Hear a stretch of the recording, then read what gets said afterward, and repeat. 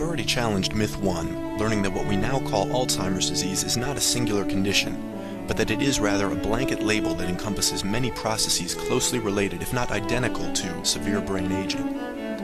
Now we will take on myth 2, that people get Alzheimer's disease in old age. If you pay attention to the news, it seems as if more and more people fall victim to Alzheimer's each year.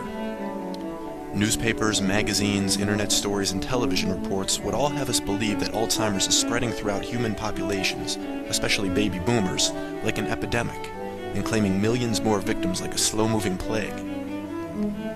However, what you aren't told is that we don't even know how to diagnose Alzheimer's disease, let alone tabulate the numbers of disease victims around the world. Because there is no single biological profile for Alzheimer's, every clinical diagnosis is considered probable. And frankly speaking, not even post-mortem examination can differentiate a so-called Alzheimer's victim from those who have aged normally. Hence, the commonly made claim that a diagnosis of definite Alzheimer's can be given after death is itself questionable. No one ever gets a singular disease called Alzheimer's, and there is no evidence that an epidemic of the so-called disease is spreading throughout the baby boomer population, other than the fact that the world is aging, and there are more middle-aged people at risk for the processes of brain aging. Today, clinicians who assess older persons with cognitive problems refer to the Alzheimer's label as a diagnosis of exclusion. This means that a diagnosis of Alzheimer's disease can only be made if multiple other causes have been ruled out.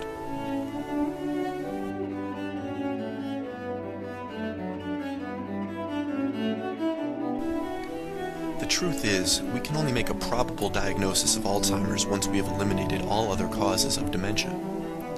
Although it is a scientifically questionable diagnosis of exclusion, Alzheimer's is most definitely a label that socially excludes by branding persons whose brains are aging with a stigmatizing disease.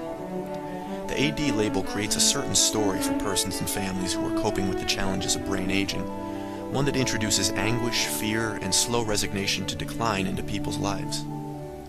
For some, this story is helpful. It can provide a sense of clarity and even displace blame from the person who is aging onto their disease. For others, though, this story is destructive and unwanted. Dr. Whitehouse and I have written The Myth of Alzheimer's because we believe that people should be given knowledge about the scientific imprecision of the labels that we use. Such knowledge, we feel, can empower all of us to make an educated choice about whether the Alzheimer's disease label, and the host of cultural meanings it ushers in, is helpful in our particular circumstance. Demedicalizing dementia can enable us to engage those who are aging with greater empathy and understanding, rather than with fear and despair. There is simply no singular disease called Alzheimer's that our elderly ever get. As a society, and more importantly as individuals, we can tell a better story about brain aging. In The Myth of Alzheimer's, you will learn how.